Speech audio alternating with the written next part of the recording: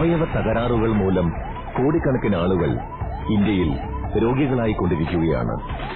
ഒരു വർഷം 4000-ഓളം ആളുകൾക്ക് മാത്രമേ അവയവങ്ങൾ കിട്ടാൻ സാധിക്കുന്നുള്ളൂ. ബാക്കിയുള്ളവരിൽ 15% പേരും അവയവങ്ങൾ ലഭിക്കാത്തതിനാൽ ഓരോ ദിവസവും മരിച്ചു പോകുന്നു. 10 മിനിറ്റിൽ ഒരാൾ എന്ന ക്രമത്തിൽ ഇന്ത്യയിൽ മരണപ്പെടുന്നുണ്ട്.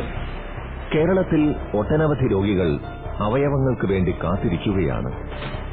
പലരും അവയവങ്ങൾ കിട്ടാതെ മരണപ്പെടുന്നു.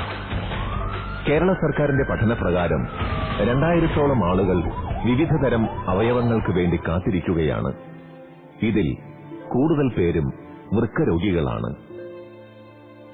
ഈ ഒരു സാഹചര്യത്തിൽ അവയവദാനമല്ലാതെ മറ്റൊരു പോംവഴിയില്ല. മരണശേഷം അവയവങ്ങൾ ദാനം ചെയ്യുകയോ ജീവിച്ചിരിക്കുമ്പോൾ തന്നെ സ്വയമേവ ദാനം ചെയ്യുക വഴിയോ മാത്രമേ ഈ ഒരു വേദനാജനകമായ അവസ്ഥയിൽ നിന്ന് നമുക്ക് മോചനമുള്ളൂ.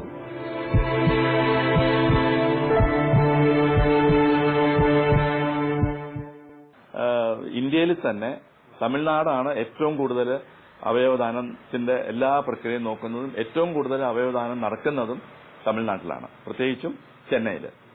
അത് കഴിഞ്ഞു കഴിഞ്ഞാൽ പിന്നെ അടുത്ത സ്ഥാനം ഇപ്പൊ കേരളത്തിലാണ്. അപ്പൊ ആ രീതിയിൽ നമുക്ക് തീർച്ചയായിട്ടും അഭിമാനിക്കാം.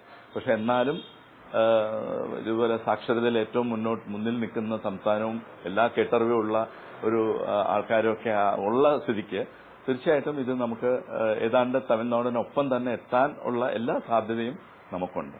പക്ഷെ അതിന് ഏറ്റവും തടസ്സം ഇപ്പോഴും ഞങ്ങളുടെ അനുഭവത്തിൽ ഞങ്ങൾ കണ്ടിരിക്കുന്നത് ഏറ്റവും പ്രധാനമായിട്ടൊരു തടസ്സം ഇപ്പോഴും ഇത് വ്യക്തമായിട്ട് ഇത് എങ്ങനെയാണ് എന്താണ് എന്നുള്ളത് അതിന്റെ ശരിയായുള്ള അവബോധം ഇല്ല എന്നുള്ളതാണ്, ജനങ്ങൾക്കില്ല എന്നുള്ളതാണ്. അപ്പൊ അത് തന്നെ ഇപ്പൊ ഈ 3-ൽ നിന്നും 72-ലേക്ക് ഇത് വരാനുള്ള കാരണം തന്നെ ഈ മാധ്യമങ്ങൾ ഇതിനെക്കുറിച്ചുള്ള നല്ല രീതിയിലുള്ള റിപ്പോർട്ടും പല കഥകളും എല്ലാം കൂടെ വന്നതിന്റെ ഇത് ശരിക്ക് ജനം ഉൾക്കൊണ്ടു.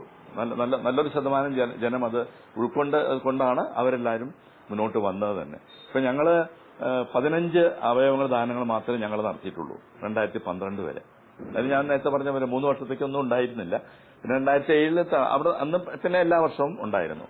2012 ഓഗസ്റ്റിലാണ് ഞങ്ങൾ മുഖാന്തരം, അതായത് സോട്ടിന്റെ ആഭിമുഖ്യത്തിൽ നടന്ന അവസാനത്തെ മരണാനന്തര അവയവദാനം. അവസാനത്തെ ഞാൻ പറയാൻ കാരണം ആ ഓഗസ്റ്റിലാണ് കേരള ഗവൺമെന്റിന്റെ മൃതസഞ്ജീവിനി എന്ന് പറയുന്ന പേരിട്ടിട്ടുള്ള ഒരു ഡിപ്പാർട്ട്മെന്റ്, അതായത് മരണാനന്തര അവയവദാനത്തിനെ കുറിച്ചുള്ള സമഗ്രമായിട്ടുള്ള എല്ലാ കാര്യങ്ങളും പൂർണ്ണമായിട്ട് നിയന്ത്രിക്കാനും അതിന്റെ എല്ലാ വശങ്ങളും കൈകാര്യം ചെയ്യാനും വേണ്ടി തിരുവനന്തപുരം മെഡിക്കൽ കോളേജിൽ തുടങ്ങിയിട്ടുള്ള ഒരു ഡിപ്പാർട്ട്മെന്റാണ് മൃതസഞ്ജീവിനി. അതിന്റെ നോസ് എന്നാണ് അതിനറിയപ്പെടുന്നത്, Kerala network of organ sharing. അത് ആരംഭിച്ചത് 2012-ലാണ്. അതിനുശേഷം പിന്നെ ഗവൺമെന്റ് ഇടപെടൽ വന്നതോടുകൂടി ബാക്കിയുള്ള ഹോസ്പിറ്റലുകാർക്ക് എല്ലാവരും ഇതിൽ കുറച്ച് മടിച്ചു നിൽക്കുകയായിരുന്നു. കാരണം ഇതിനകത്ത് എന്തെങ്കിലും ഒരു കൈപ്പിഴ വന്നു കഴിഞ്ഞാൽ പിന്നെ ഇത് മുഴുവൻ മീഡിയയും എല്ലാവരും കൂടെ ആ ഹോസ്പിറ്റൽസിന്റെ കഥ കഴിക്കും.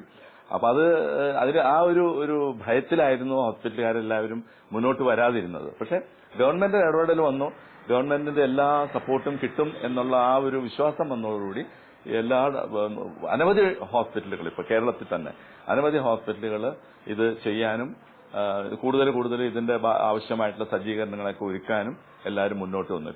ഏറ്റവും കൂടുതൽ തമിഴ്നാട്ടാണ് ഇത് ആദ്യമായി തുടങ്ങിയത്. ഏറ്റവും കൂടുതൽ നടക്കുന്നത് തമിഴ്നാട്ടിലാണ്. അത് കഴിഞ്ഞാൽ പിന്നെ കേരളമാണ്. പക്ഷെ നമ്മൾ വളരെ നന്നായിട്ട് മുന്നോട്ട് പോകുന്നുണ്ട്. കുറച്ചു കാലത്തിനുള്ളിൽ നമുക്ക് തമിഴ്നാടിനേക്കാളും മുകളിലെത്താൻ സാധിക്കുമെന്നാണ് കണക്കുകൾ കാണിക്കുന്നത്. നമ്മൾ കേരളത്തിൽ നടക്കുന്ന മിക്കവാറും ഒരു 80%-ലധികം, ഈവൻ 90% അവയവദാനങ്ങളെല്ലാം തന്നെ ജീവിച്ചിരിക്കുന്ന ബന്ധുക്കളിൽ നിന്നാണ്. മറ്റത് കെഡാവർ ട്രാൻസ്പ്ലാന്റേഷൻ 10%-ൽ താഴെയുള്ളൂ, വളരെ കുറവാണ്. തിരിച്ചാണ് വരേണ്ടത്. നമ്മൾ മരിച്ചവരാണ് അവയവങ്ങൾ കൊടുക്കേണ്ടത്, ജീവിച്ചിരിക്കുന്നവരെക്കാളും അവയവങ്ങൾ കൊടുക്കേണ്ടത് മരിച്ചവരിലാണ്. ഇത് പലപ്പോഴും നടക്കാത്തത് ജനങ്ങൾക്ക് ഇതിനെപ്പറ്റി ഒരു പൂർണ്ണമായ വിവരമില്ലാത്തതുകൊണ്ടും കാര്യങ്ങൾ മനസ്സിലാക്കാത്തതുകൊണ്ടുമാണ്. ഒരുപാട് തെറ്റിദ്ധാരണകളുണ്ട് ഇത്. ഒന്ന്, ഈ മസ്തിഷ്ക മരണം ശരിയായ മരണമാണോ എന്ന് പലർക്കും മനസ്സിലൊരു സംശയമുണ്ട്. നമ്മുടെ ശരീരത്തിലെ ഏറ്റവും പ്രധാനപ്പെട്ട അവയവം മസ്തിഷ്കമാണ്, ബ്രെയിൻ. ബ്രെയിൻ മരിച്ചു കഴിഞ്ഞാൽ ആ വ്യക്തി ഒരിക്കലും ജീവിക്കുകയില്ല. ഹൃദയമല്ല നമ്മുടെ ശരീരത്തിലെ ഏറ്റവും പ്രധാനപ്പെട്ട അവയവം. അപ്പോൾ ഹൃദയം മിടിക്കുന്നതിൽ കൂടെ മസ്തിഷ്കത്തിന് മരണം സംഭവിച്ചാൽ ആ വ്യക്തി ഒരിക്കലും ജീവനോടെ വരികയില്ല. മസ്തിഷ്ക മരണം സംഭവിച്ച് ഒരു 24 അല്ലെങ്കിൽ 48 മണിക്കൂറുകൾ കൂടെ ഹൃദയം ചിലപ്പോൾ പ്രവർത്തിച്ചേക്കാം. ആ സമയത്ത് മാത്രമേ ഈ അവയവദാനം നടക്കുകയുള്ളൂ. ഹൃദയം നിന്നു കഴിഞ്ഞാൽ പിന്നെ മറ്റുള്ള അവയവങ്ങൾ എടുക്കാൻ സാധ്യമല്ല. നേത്രപടലങ്ങൾ മാത്രമേ എടുക്കുവാൻ സാധ്യമുള്ളൂ. ലോകത്ത് ലിവിംഗ് ഡൊണേഷൻസ് നടക്കുന്നുണ്ട്, എന്നാലും അതിന്റെ എണ്ണം കുറവാണ്. നമ്മുടെ രാജ്യത്തിന്റെ അത്രയും ഉണ്ടാവില്ല. ഇപ്പൊ തന്നെ നമുക്കറിയാം, എറണാകുളത്തെ ലിസി ഹോസ്പിറ്റലിൽ മാത്രമാണ് ഹൃദയമാറ്റ ശസ്ത്രക്രിയ നടന്നിരുന്നത്. അതുപോലെ ഞാൻ നേരത്തെ പറഞ്ഞ പോലെ കരൾ മാറ്റ ശസ്ത്രക്രിയ അമൃത ഹോസ്പിറ്റലിൽ മാത്രമാണ് നടന്നിരുന്നത്. പക്ഷെ ഇപ്പോൾ കേരളത്തിലെ പല ഭാഗങ്ങളിലും കരൾ മാറ്റ ശസ്ത്രക്രിയ നടക്കുന്നു. ഹൃദയമാറ്റ ശസ്ത്രക്രിയ അതിനിപ്പോൾ അമൃത ഹോസ്പിറ്റലിൽ നടന്നിട്ടുണ്ട്, കാരിത്താസിൽ നടന്നു, കോട്ടയം മെഡിക്കൽ കോളേജിൽ നടന്നു, കോഴിക്കോട് നടന്നു. അപ്പോൾ പല ഹോസ്പിറ്റലുകളും ആ രീതിയിലും ഒരു ഹാർട്ട് മാറ്റിവെക്കുന്ന തരത്തിലുള്ള സജ്ജീകരണങ്ങൾ വരെ ഇപ്പോൾ ആയിട്ടുണ്ട്. അപ്പൊ അതിനൊക്കെ മുഖ്യ കാരണം തീർച്ചയായിട്ടും ഗവൺമെന്റിന്റെ ഇടപെടൽ തന്നെയാണ്. അപ്പൊ ഞങ്ങള് ഈ പ്രവർത്തിച്ചുകൊണ്ടിരുന്ന സമയത്ത്, അതായത് 2012 വരെ പല പ്രാവശ്യം ഞങ്ങൾ ഗവൺമെന്റായിട്ട് ബന്ധപ്പെട്ടിട്ടുണ്ട്. അന്ന് ശ്രീ ഉമ്മൻചാണ്ടി അന്ന് മുഖ്യമന്ത്രിയായിരുന്ന സമയത്ത്, ഇതിനു മുമ്പത്തെ തവണ അദ്ദേഹത്തിനെ ഞങ്ങൾ അമൃത ഹോസ്പിറ്റലിൽ ഒരു ഫംഗ്ഷന് വേണ്ടി വിളിച്ചു വരുത്തിയിരുന്നു. അദ്ദേഹത്തിന്റെ ഈ കാര്യങ്ങളെല്ലാം പറഞ്ഞ് മനസ്സിലാക്കി. അദ്ദേഹം വളരെ കാര്യമായിട്ട് തന്നെ അത് ഉൾക്കൊണ്ടു. തീർച്ചയായിട്ടും വളരെ നല്ലൊരു കാര്യമാണ്. എങ്ങനെയോ എന്റെ ശ്രദ്ധയിൽ ഇത് പെട്ടില്ല ഇതുവരെ. തീർച്ചയായിട്ടും ഗവൺമെന്റ് ഇടപെടും എന്നുള്ള ഒരു ഉറപ്പൊക്കെ തന്നെങ്കിലും അത് ഒരുപക്ഷെ പെട്ടെന്ന് തന്നെ എനിക്കൊന്ന് ആ മിനിസ്ട്രി മാറിയെന്ന് തോന്നുന്നു. പിന്നെ വന്നത് ശ്രീ അച്യുതാനന്ദനാണ്. അദ്ദേഹത്തിനോട് നമുക്ക് സമീപിക്കാൻ പറ്റില്ല. പക്ഷെ മറ്റേ ആരോഗ്യമന്ത്രിയായിട്ടുണ്ടായിരുന്നത് ശ്രീമതി ടീച്ചറാണ്. ശ്രീമതി ടീച്ചറിനെ ഞങ്ങൾ ഇതുപോലെ തന്നെ അമൃത ഹോസ്പിറ്റലിൽ മറ്റൊരു ഇതായിട്ട് ബന്ധപ്പെട്ട മറ്റൊരു ചടങ്ങിൽ വിളിച്ചു വരുത്തി അവരോടും ഈ കാര്യങ്ങളെല്ലാം ഞങ്ങൾ പറഞ്ഞു. ഇതുകൂടാതെ ഞങ്ങൾ ഹെൽത്ത് അതോറിറ്റീസായിട്ട് ബന്ധപ്പെട്ടിട്ടുണ്ടായിരുന്നു. പക്ഷെ അവരൊക്കെ ഇതിനകത്ത് എന്തെങ്കിലും ചെയ്യണമെന്നുണ്ടെങ്കിൽ ഗവൺമെന്റിന്റെ സൈഡ്, അതായത് മന്ത്രിമാരുടെയും കൂടെ ഒരു ഇടപെടലുണ്ടെങ്കിൽ നടക്കുകയുള്ളൂ. അപ്പൊ അതുകൊണ്ട് അവരുടെ ഒരു സപ്പോർട്ട് ഒരുപക്ഷെ ഇല്ലാതുകൊണ്ടായിരിക്കാം കേരളത്തിലെ ഹെൽത്ത് ഡിപ്പാർട്ട്മെന്റും ഇതിനെക്കുറിച്ചൊന്നും കാര്യമായിട്ടൊന്നും ചെയ്യാതെ അങ്ങനെ നിൽക്കുകയായിരുന്നു.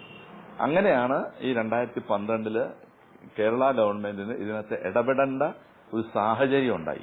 ആ സാഹചര്യം എന്ന് പറയുന്നത് 16 വയസ്സുള്ള സ്വാതി കൃഷ്ണ എന്ന് പറയുന്ന ഒരു കുട്ടി, ആ കുട്ടിക്ക് കരൾ രോഗമായിരുന്നു. കരൾ മാറ്റിവെച്ചേ പറ്റൂ. അപ്പൊ ആ ഒരു ഘട്ടത്തിൽ ആ കുട്ടി വളരെ ഗുരുതരമായിട്ടുള്ള ഒരു അവസ്ഥയിൽ അമൃത ഹോസ്പിറ്റലിൽ ചികിത്സയിലായിരുന്നു. ഏതാണ്ട് മരണം അതിന്റെ അടുത്തുവരെ എത്തത്തക്ക രീതിയിലുള്ള ഒരു ഇതിലെത്തി. ആ സമയത്ത് ഈ കുട്ടിയുടെ അമ്മ കരൾ കൊടുക്കാനായിട്ട് തയ്യാറായി. പക്ഷെ അത് ടെസ്റ്റുകളൊക്കെ നടത്തി നോക്കിയപ്പോഴത്തേക്കും ഇത് ചേരുന്നില്ലായിരുന്നു. ഈ അമ്മയുടെ കരളും ഈ കുട്ടിയുടെ കരളും തമ്മിൽ ചേരുന്നില്ലായിരുന്നു. അപ്പൊ അതുകൊണ്ട് അത് എടുക്കാൻ പറ്റാതായി. ആ സമയത്ത് ഈ അമ്മയുടെ സഹോദരി അവര് പറഞ്ഞു, ഞാൻ എന്റെ കരൾ തരാം എന്ന് പറഞ്ഞ് അവര് മുന്നോട്ട് വന്നു. അവര് മുന്നോട്ട് വന്നപ്പോ ആ സമയത്തുണ്ടായ ഒരു പ്രശ്നം എന്താണെന്ന് വെച്ചാൽ, ഈ നിയമപ്രകാരം ഈ അമ്മ ഒരു ഫസ്റ്റ് ഡിഗ്രി റിലേഷൻ എന്ന് പറഞ്ഞിട്ടുണ്ട്. ഒരു ഒറ്റ ലൈനിലുള്ള ബന്ധുക്കള്. അതായത് ഇപ്പൊ ഒരു ഭർത്താവ് ആണ് മരണപ്പെട്ടെന്നുണ്ടെങ്കിൽ ആ ഭർത്താവ്, ഭാര്യ, മക്കള്, ഭർത്താവിന്റെ സഹോദരങ്ങള്, അച്ഛൻ, അമ്മ, ഗ്രാൻഡ് ഫാദർ, ഗ്രാൻഡ് മദർ, അതുപോലെ ഗ്രാൻഡ് ചിൽഡ്രൻ. ഇതിങ്ങനെ ഒരു സ്ട്രെയിറ്റ് ലൈനിലുള്ള ആൾക്കാരാണെന്നുണ്ടെങ്കിൽ നമുക്ക് നിയമപ്രകാരം അവരുടെ ആ ബന്ധുത്വം തെളിയിച്ചാൽ മാത്രം മതി. വേറെ പ്രശ്നങ്ങളൊന്നുമില്ല. വേറെ കമ്മിറ്റിയിൽ പോകേണ്ട യാതൊരു കാര്യമില്ല. ഇന്നിപ്പോ നിയമപ്രകാരം ഏതൊരു ആശുപത്രിക്കും അവയവദാനം ശസ്ത്രക്രിയ ചെയ്യുന്നുണ്ടെങ്കിൽ KNOS രജിസ്റ്റർ ചെയ്യേണ്ട ആവശ്യമുണ്ട്. അതല്ലാതെ സ്വന്തമായി ചെയ്യാൻ സാധ്യമല്ല. KNOS രജിസ്റ്റർ ചെയ്യണം. ഒരു മസ്തിഷ്ക മരണം സംഭവിച്ചാൽ ഏത് ആശുപത്രിയിലായാലും KNOS നമ്മൾ വിവരം അറിയിക്കുന്നു. KNOS ഒരു വെയിറ്റിംഗ് ലിസ്റ്റ് ഉണ്ട്. അവയവം ആവശ്യമുള്ള വൃക്കസ്തംഭനം അല്ലെങ്കിൽ കരൾ സ്തംഭനമുള്ള വ്യക്തികൾ KNOS പേര് രജിസ്റ്റർ ചെയ്യണം. എന്നിട്ട് അവരുടെ ഒരു വെയിറ്റിംഗ് ലിസ്റ്റ് ഉണ്ട്, പ്രയോറിറ്റി ലിസ്റ്റ് ഉണ്ട്. അത് പ്രകാരമാണ് അവയവങ്ങൾ ദാനം ചെയ്യുന്നത്. അത് ഓൺലൈനാണ്. ഇത് വളരെ ട്രാൻസ്പെറന്റ് ആണ്. ആർക്കും നോക്കാം. എന്റെ സ്ഥാനം എവിടെയാണെന്ന് ആർക്കും കണ്ടുപിടിക്കാൻ സാധ്യമാണ്. അപ്പം അത് പ്രകാരമാണ് കഴിഞ്ഞ 4 കൊല്ലമായി കേരളത്തിൽ ഈ മസ്തിഷ്ക മരണത്തിന് ശേഷമുള്ള അവയവദാനം നടക്കുന്നത്. ഇത് തീർച്ചയായിട്ടും നല്ലൊരു സംരംഭമാണ്. 4 കൊല്ലത്തിനുള്ളിൽ നമുക്ക് 600-ലധികം അവയവങ്ങൾ ഈ KNOSലൂടെ ആവശ്യമുള്ള വ്യക്തികൾക്ക് കൊടുക്കുവാൻ സാധിച്ചിട്ടുണ്ട്. ഈ മസ്തിഷ്ക മരണത്തിന് വിധേയരായിട്ടുള്ള വ്യക്തികളിൽ നിന്നും അവയവങ്ങൾ കിട്ടാത്തതുകൊണ്ടാണ് ജീവിച്ചിരിക്കുന്ന ആൾക്കാർ കൊടുക്കേണ്ടി വരുന്നത്. അല്ലെങ്കിൽ അവരിൽ നിന്ന് എടുക്കേണ്ട ആവശ്യമില്ലല്ലോ. അപ്പം തീർച്ചയായിട്ടും ഒരു അവയവം എടുക്കുവാനായിട്ട് ഈ വ്യക്തിക്ക് ഒരു ഓപ്പറേഷന്റെ ആവശ്യമുണ്ട്. ജീവിച്ചിരിക്കുന്ന ഒരു വ്യക്തിയെ ഓപ്പറേഷൻ ചെയ്താണ് നാം അവയവം എടുക്കുന്നത്. അതിന് കാരണം ആ വ്യക്തി ഈ അവയവം സ്തംഭനം സംഭവിച്ചിട്ടുള്ള വ്യക്തിക്ക് അവയവം കൊടുക്കാൻ ആരും ഇല്ലാത്തതുകൊണ്ടാണ് ഇത് വരുന്നത്. അപ്പം അതിനുള്ള ഉത്തരം മസ്തിഷ്ക മരണത്തിൽ നിന്നുള്ള അവയവദാനമാണ്. സ്കൂളുകളിലും കോളേജുകളിലും പലതരം ക്ലാസുകളും വർക്ക്ഷോപ്പുകളും ഒക്കെ നടത്താറുണ്ട്. സോർട്ട് ഇപ്പോൾ ചെയ്യുന്നത് ഒരു പ്രധാന പരിപാടി അതാണ്. കാരണം അവയവദാനം ഇപ്പോൾ KNOS ആണ് ഏറ്റെടുത്തിരിക്കുന്നത്. അപ്പോൾ അതിന് സോർട്ടൊന്നും ചെയ്യേണ്ട കാര്യമില്ല. ആളുകളിൽ ഇതിനെപ്പറ്റിയുള്ളൊരു ബോധവൽക്കരണമാണ് സോർട്ടിന്റെ പ്രധാന ധർമ്മം ഇപ്പോൾ ചെയ്യുന്നത്. അപ്പം അതിന് ഡോക്ടർമാരും സോർട്ടിലുള്ള മറ്റുള്ള അംഗങ്ങളും പല പ്രാവശ്യം പല സ്ഥലങ്ങളിലും പോയി ക്ലാസ്സുകളും മറ്റും എടുക്കാറുണ്ട്. ഞാൻ നെഫ്രോളജി ട്രെയിനിങ് കഴിഞ്ഞത് 1986-ലാണ്. 86. ഇപ്പൊ 2016. അപ്പം 30 വർഷമായി. 30 വർഷമായി വൃക്കരോഗങ്ങളും ഉള്ള വ്യക്തികളെ ചികിത്സിച്ചുകൊണ്ടിരിക്കുന്നു. അതിൽ പലർക്കും വൃക്ക മാറ്റിവെക്കൽ ശസ്ത്രക്രിയ ആവശ്യം വന്നിട്ടുണ്ട്. ഞാൻ ആകെ നടത്തിയിട്ടുള്ള ശസ്ത്രക്രിയ ചോദിച്ചാൽ 1000-ൽ മുകളിലുണ്ടാവും. അപ്പം ഇത് 4 സ്ഥലങ്ങളിലായിട്ടാണ് ഈ 30 കൊല്ലം ഞാൻ ജോലി ചെയ്തിരിക്കുന്നത്.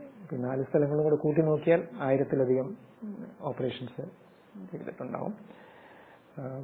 ഞാൻ നെഫ്രോളജിസ്റ്റാണ്. ഇപ്പൊ ശസ്ത്രക്രിയ ഞാൻ സർജനല്ല. ഇപ്പൊ ഞാൻ ഓപ്പറേറ്റ് ചെയ്യുന്ന വ്യക്തി ഞാനല്ല. ഈ പ്രൊസീജിയറിന് ഒരു നെഫ്രോളജിസ്റ്റും ഒരു യൂറോളജിസ്റ്റാണ് ഓപ്പറേറ്റ് ചെയ്യുന്ന വ്യക്തി. അതിനുശേഷം ചികിത്സിക്കുന്നത് നെഫ്രോളജിസ്റ്റാണ്. അങ്ങനെയാണ് ഇതിന്റെ ഒരു പ്രക്രിയ. അതാണ് എണ്ണം. ഇതിൽ ഏറ്റവും പ്രായം കുറഞ്ഞ വ്യക്തി ഞങ്ങൾ ട്രാൻസ്പ്ലാന്റ് ചെയ്തിരിക്കുന്നത് 1 വയസ്സും 9 മാസവും ഉള്ള ഒരു കുട്ടിയാണ്. ഏറ്റവും പ്രായം കൂടിയത് ഞാൻ ചെയ്തിരിക്കുന്നത് 66 വയസ്സാണ്. അതിനിടയിൽ പ്രായമുള്ള പലരും അത് ഒരുപാട് ഓർമ്മകളുണ്ട്. കാരണം ഇവരെല്ലാം തന്നെ ഓരോ കഥകളാണ്. പലർക്കും അവയവം കൊടുക്കുവാൻ അച്ഛനോ അമ്മയോ അല്ലെങ്കിൽ സഹോദരന്മാരോ ഉണ്ടായിട്ടുണ്ട്. അപ്പൊ അതുകൊണ്ട് അവയവം കിട്ടിയവരുണ്ട്. ചിലർക്ക് ഇവരൊന്നും ഇല്ലാതെ ഈ മസ്തിഷ്ക മരണം സംഭവിച്ച വ്യക്തികളിൽ നിന്നും കിട്ടിയ വ്യക്തികളുണ്ട്. ചിലപ്പോൾ ആദ്യത്തെ ഒരു ട്രാൻസ്പ്ലാന്റ് ചെയ്താൽ അത് കുറച്ച് കൊല്ലങ്ങൾ പ്രവർത്തിച്ച് അതിനുശേഷം കിഡ്നി വീണ്ടും പ്രവർത്തനരഹിതമാകാറുണ്ട്. പഴയ രോഗം പുതിയ കിഡ്നിയിൽ വീണ്ടും വരാറുണ്ട്. ഒരു 10 കൊല്ലം 15 കൊല്ലം കഴിയുമ്പോൾ വീണ്ടും രണ്ടാമതൊരു വൃക്ക മാറ്റിവെക്കൽ ശസ്ത്രക്രിയ ആവശ്യം വന്ന രോഗികളുണ്ട്. ഇതെല്ലാം തന്നെ ഓരോ അനുഭവങ്ങളാണ്. ഒരു ഡോക്ടറുടെ പിതാവ് മരിച്ചപ്പോൾ ആദ്യം ഉണ്ടായത് പിതാവ് മരിച്ചപ്പോൾ അദ്ദേഹം ഡോക്ടർ എടുത്തോളാൻ പറഞ്ഞിട്ട് അദ്ദേഹം ഇതിനെപ്പറ്റിയൊക്കെ ബോധമുള്ള ആളായതുകൊണ്ട് എടുത്തോളാൻ പറഞ്ഞിട്ട് അദ്ദേഹം അനുമതി നൽകിയതിന്റെ ഫലമായിട്ട് അദ്ദേഹത്തിന്റെ കരള് അമൃത ഹോസ്പിറ്റലിൽ ട്രാൻസ്പ്ലാന്റ് ചെയ്തു. അദ്ദേഹത്തിന്റെ ഹാർട്ട് മെഡിക്കൽ ട്രസ്റ്റിൽ ട്രാൻസ്പ്ലാന്റ് ചെയ്തു. അങ്ങനെ 3-4 ജീവൻ രക്ഷിക്കാൻ കഴിഞ്ഞു. അതാ പ്രധാനമായിട്ടുള്ളത്. പിന്നെ വേറൊരു ആസ്പെക്ട് ഉള്ളത് വൃക്കാന്ന് 2 മനുഷ്യന് ദൈവം തന്നിട്ടുണ്ട്. എങ്കിലും ഒരു വൃക്ക കൊണ്ട് ജീവൻ രക്ഷിക്കാൻ പറ്റും എന്നുള്ളതാണ്. ഒരു വ്യത്യാസമൊന്നും വരാൻ പോണില്ല. അപ്പം ബന്ധുക്കൾക്കൊക്കെ മടി ഇല്ലാതാവാൻ വേണ്ടിയിട്ട് അങ്ങനെ ഒരു വൃക്ക എടുത്താലും മറ്റു വലിയൊരു തകരാറൊന്നും ആരോഗ്യത്തിന് വരാൻ പോകുന്നില്ല എന്നുള്ളൊരു ബോധം കൂടി ജനങ്ങൾക്ക് ഉണ്ടാക്കണം. അത് ഇന്നത്തെ പോലെ ഉണ്ടായിരുന്നില്ല. ഇപ്പൊ അടുത്ത് തന്നെ മറ്റേ നമ്മളെ കൊച്ചൗസാപ്പൊക്കെ സ്വന്തം വൃക്ക കൊടുത്തിട്ട് അതിനൊരു ഒരു മാതൃക കാണിക്കണ്ടായി. അപ്പൊ അത്രയും ധൈര്യപൂർവ്വം അദ്ദേഹം വന്നു. അന്നൊന്നും ഒക്കെ വളരെ പ്രയാസമുള്ള സംഗതിയായിരുന്നു. അപ്പൊ അതിന് ആളുകളെ പ്രേരിപ്പിക്കുക. പിന്നെ അങ്ങനത്തെ അതുപോലെ തന്നെ മരണാസന്ന ഈ സൊസൈറ്റിക്ക് സമ്മതിപത്രം കൊടുത്തിട്ട് നിങ്ങളുടെ ബോഡിയിൽ നിന്ന് എടുക്കാൻ പറ്റുന്നത് എടുക്കാൻ പറഞ്ഞിട്ട് വൃക്കം നീക്കാം എന്ന് പറഞ്ഞിട്ടുള്ള ഒരു ഒസ്യത്ത് ചെയ്യാൻ പറ്റും. ഒരു സമ്മതപത്രം, അത് 2 സാക്ഷികൾ വേണം, ഒരു സാക്ഷി അടുത്ത ബന്ധു വേണം. അങ്ങനെയാണെങ്കിൽ 1994 ഒരു നിയമം വന്നു, transplantation of human organs act എന്ന് പറഞ്ഞിട്ട്. അത് ഈ അബ്യൂസ് ഒരുപാട് ആളുകൾ ചില ആസ്പത്രികളിൽ അറിയാതെ തന്നെ അവർക്ക് എടുത്തിട്ടുള്ള സംഭവങ്ങളൊക്കെ ഉണ്ടായിട്ടുണ്ട്. ചിലത് ഒരുപാട് പൈസ ഇവർക്ക് കൊടുക്കുന്ന സമ്പ്രദായം, അതൊക്കെ അവോയ്ഡ് ചെയ്യാൻ വേണ്ടി ഉണ്ടാക്കിയതാണ്. അപ്പൊ അതിലത്തെ നിയമം അനുസരിച്ച് ഇങ്ങനെ ചെയ്യാവുന്നതാണ്. അപ്പൊ മരിക്കുന്ന അവസരത്തിൽ ആരുടെ കയ്യിലാണോ ആ ബോഡി ഉള്ളത്, ആർക്കാണോ അതിനെ സംബന്ധിച്ച് എന്തെങ്കിലും തീരുമാനം എടുക്കാൻ സാധിക്കുക, അയാൾക്ക് ഒരു ഡോക്ടറുടെ ഇതിന്റെ ഒരു ബോർഡൊക്കെ ഉണ്ട്, സമ്മതത്തോടുകൂടി അത് നീക്കം ചെയ്ത് അത് ഉപയോഗിക്കാൻ പ്രദമാക്കാൻ സാധിക്കുന്നതാണ്. ഓർഗൻ ഡൊണേഷൻ ഇമ്പോർട്ടന്റ് ആണ്. പക്ഷെ അതിനുള്ള ഇത് മൂലകാരണം ഞാൻ പറഞ്ഞു, കിഡ്നി ഡാമേജാ ഇതിന്റെ സുപ്രധാനമായിട്ടുള്ള ഒരു കാര്യം. കിഡ്നി ഡാമേജ് കംപ്ലീറ്റ് ഡാമേജ് ആയാൽ പിന്നെ വലിയ കാര്യമൊന്നുമില്ല, അത് ട്രാൻസ്പ്ലാന്റ് ചെയ്തേ പറ്റൂ. അതെല്ലാന്ന് വെച്ചാൽ അത് രണ്ടും വേണ്ട, ഏതെങ്കിലും ഒരെണ്ണം. ഒരു കിഡ്നി ഉണ്ടെങ്കിൽ സുഖമായിട്ട് ജീവിക്കാം. അപ്പൊ അതിന്റെ എക്സ്പെൻസ് കുറെ ലക്ഷം രൂപയാവുമല്ലോ എത്ര കാലം, എനിക്കറിയില്ല. 2-3 ലക്ഷം രൂപയൊക്കെ അത് കഴിഞ്ഞിട്ടുണ്ടെങ്കിൽ അതിന്റെ അത് ഈ റിജക്ഷൻ എന്ന് പറഞ്ഞ സാധനമുണ്ട്. കിഡ്നി ട്രാൻസ്പ്ലാന്റ് കഴിഞ്ഞിട്ടുണ്ടെങ്കിൽ ശരീരം അത് വേണ്ടാന്ന് വെക്കുക, അപ്പൊ അതിന് റിജക്ഷൻ എന്ന് പറയും. അപ്പൊ അതിന് മരുന്നുണ്ട്, ഇമ്മ്യൂണോ സപ്രസൻസ് ഉണ്ട്, സൈക്ലോസ്പോറിനും അതിന്റെ പുതിയ വെറൈറ്റി ഡ്രഗ്സ് ഒക്കെ ഉണ്ട്. അതൊക്കെ കോസ്റ്റ്ലിയാണ്. ഒരു മാസം തന്നെ 8-10 ആയിരം രൂപയൊക്കെ ആകും. അത് വെച്ച് നോക്കുമ്പോൾ ഈ കിഡ്നി എൻഡ് സ്റ്റേജ് കിഡ്നി ഡിസീസിലേക്ക് പോകാണ്ടിരിക്കാനായിട്ട് നമ്മൾ എന്ത് ചെയ്യണം എന്നുള്ളത്, അതാണ് പ്രിവെൻഷൻ. അപ്പൊ അതിൽ സാധാരണ ഞങ്ങൾ പറയാം സിമ്പിൾ ആൻഡ് സിംഗിൾ ടെസ്റ്റ് എന്നാ പറയാം. ഒരാൾക്ക് അങ്ങനെയല്ല, ഇപ്പൊ മദ്രാസിലൊക്കെ ചില ഹോസ്പിറ്റൽസ് ഒരു വില്ലേജ് തന്നെ ഞങ്ങളുടെ ദത്തെടുക്കുക, അഡോപ്റ്റ് ചെയ്യുക, എന്നിട്ട് അവിടെയുള്ള ആൾക്കാരെ മുഴുവൻ ഒരാഴ്ചയോ ഒരു മാസമൊക്കെ ആയിട്ട് ഇത് ടെസ്റ്റ് ചെയ്യുക. സിംഗിൾ ആൻഡ് സിമ്പിൾ ടെസ്റ്റ് എന്നാ പറയാം. അതിൽ ഒന്ന് ബ്ലഡ് പ്രഷർ മെഷർ ചെയ്യും, വലിയ ചിലവൊന്നുമില്ല. പിന്നെ സ്പോട്ട് യൂറിൻ ഫോർ മൈക്രോ ആൽബ്യൂമിനൂറിയ. ആൽബ്യൂമിനൂറിയ എന്ന് വെച്ചാൽ അത് കിഡ്നിക്ക് കേട് വന്നാൽ ആദ്യത്തെ സ്റ്റേജിൽ പ്രതിഫലിക്കുന്നത് യൂറിനിലെ micro ആൽബ്യൂമിനാണ്.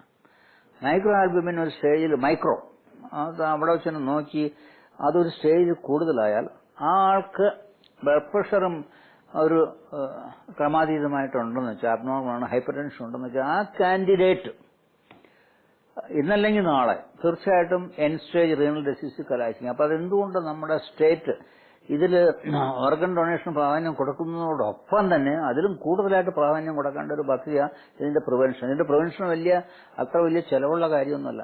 Single and simple test എല്ലാ പഞ്ചായത്തിലും ഒരു 2 കൊല്ലത്തിനുള്ളിൽ ചെയ്യണമെന്ന് പറഞ്ഞ് ഗവൺമെന്റ് ഒരു ഉത്തരവിട്ട് ഡയറക്ടർ ഓഫ് മുനിസിപ്പൽ അഡ്മിനിസ്ട്രേഷനോ ഡയറക്ടർ ഓഫ് പഞ്ചായത്തോ ഒരു സർക്കുലർ ഇഷ്യൂ ചെയ്തിട്ടുണ്ടെന്ന് വെച്ചാൽ ഇതിന് വലിയ ചെലവില്ലാത്ത കാര്യം എല്ലാം നടക്കാൻ അതിനുള്ള ഫണ്ട്സും ഒക്കെ ഉണ്ട്, നടന്നിരിക്കും.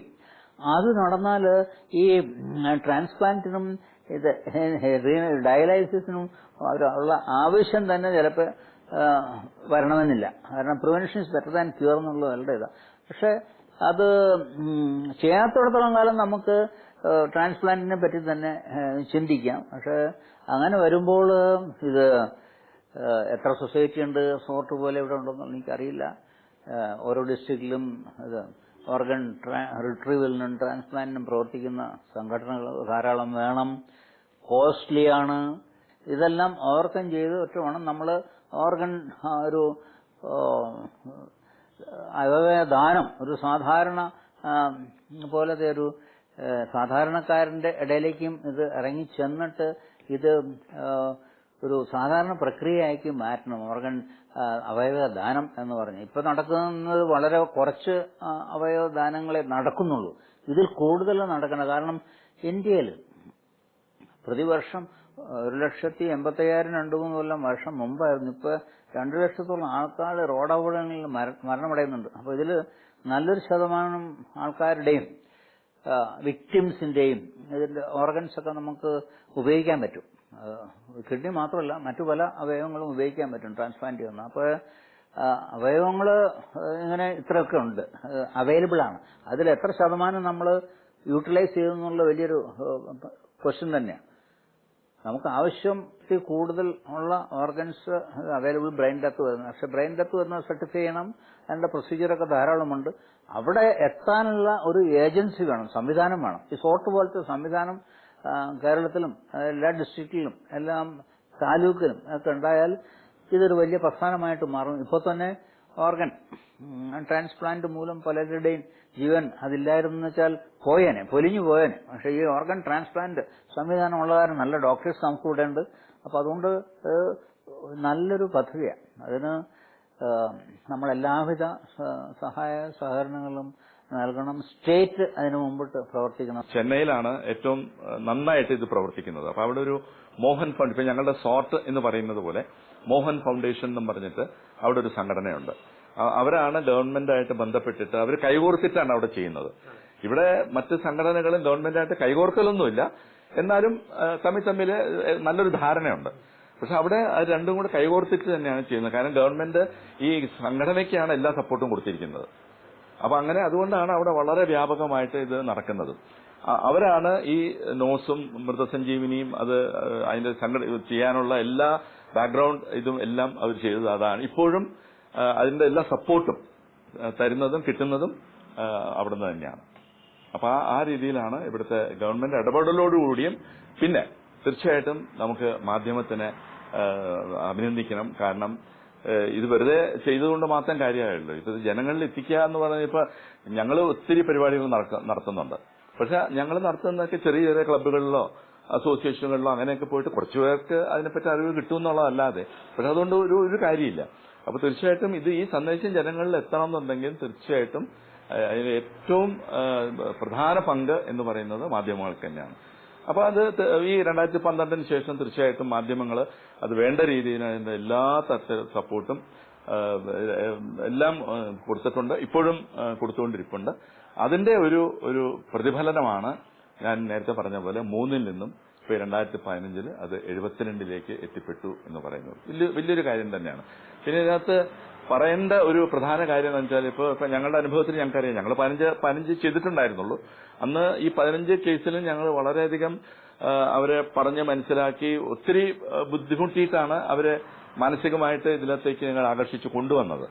പക്ഷെ ഇപ്പോ ഈ 72 പേരിൽ എനിക്ക് തോന്നുന്നു ഒരു ഏറ്റവും ചുരുങ്ങിയത് ഒരു 40% ആൾക്കാരെങ്കിലും, ഒരു 30 പേരെങ്കിലും ഈ ഡോക്ടർമാര് ഇങ്ങനെ മസ്തിഷ്ക മരണം നടന്നു എന്ന് അറിയിക്കുമ്പോൾ തന്നെ അങ്ങോട്ട് ഡോക്ടർമാർ എന്തെങ്കിലും പറയുന്നതിന് മുമ്പ് തന്നെ ഈ കുടുംബാംഗങ്ങൾ ഇങ്ങോട്ട് പറയാണ്, നമുക്ക് അവയവങ്ങൾ കൊടുക്കാൻ പറ്റുമോ, അങ്ങനെയാണെങ്കിൽ ഞങ്ങൾക്ക് താല്പര്യമുണ്ട് എന്നിങ്ങോട്ട് പറയുന്ന ആ ഒരു ഘട്ടത്തിലേക്ക് നമ്മൾ വളർന്നു എന്നുള്ളതാണ്. അത് വലിയൊരു ഒരു വളർച്ച തന്നെയാണ് തീർച്ചയായിട്ടും. കാരണം ജനം തന്നെ ഇതിനെക്കുറിച്ച് നല്ലൊരു അവബോധം അവർക്ക് കിട്ടിയിട്ടുണ്ട് എന്നുള്ളതാണ്. അപ്പൊ ഇപ്പൊ എനിക്ക് പലപ്പോഴും കോളുകൾ വരാറുണ്ട് ഹോസ്പിറ്റലിൽ നിന്നൊക്കെ, കുടുംബക്കാരുടെ ഇങ്ങനെ ഞങ്ങൾ ചെയ്തിട്ടുണ്ട്, ഡോക്ടർ പറഞ്ഞു മിക്കവാറും ഉടനെ ഉണ്ടാവും, അപ്പൊ ഞങ്ങൾ എന്താ ചെയ്യേണ്ടത്, ആരായിട്ട് ബന്ധപ്പെടേണ്ടത്, ഞങ്ങൾക്ക് അവയവം കൊടുക്കാൻ തയ്യാറാണ് ഞങ്ങൾ എന്നൊക്കെ പറഞ്ഞിട്ട് അതൊക്കെ ഞങ്ങൾക്ക് വളരെ സന്തോഷം പകരുന്ന ഒരു കാര്യമാണ്. അവയവദാനം ചെയ്തോ അല്ലെങ്കിൽ രോഗിയുടെ ചികിത്സയ്ക്ക് സാമ്പത്തിക സഹായം നൽകിയോ തങ്ങളാലാവുന്ന വിധം അവയവദാനത്തെ പ്രോത്സാഹിപ്പിക്കുക. അവയവദാനവുമായി ബന്ധപ്പെട്ട എല്ലാ പ്രവർത്തനങ്ങളും ഞങ്ങളെ അറിയിക്കുക. ഒപ്പം നിങ്ങളുടെ വിലയേറിയ അഭിപ്രായങ്ങളും. പ്രൊഡ്യൂസർ ജീവൻ പങ്കിട്ടവർ, ഡിവൈൻ വിഷൻ, ചാലക്കുടി, തൃശൂർ.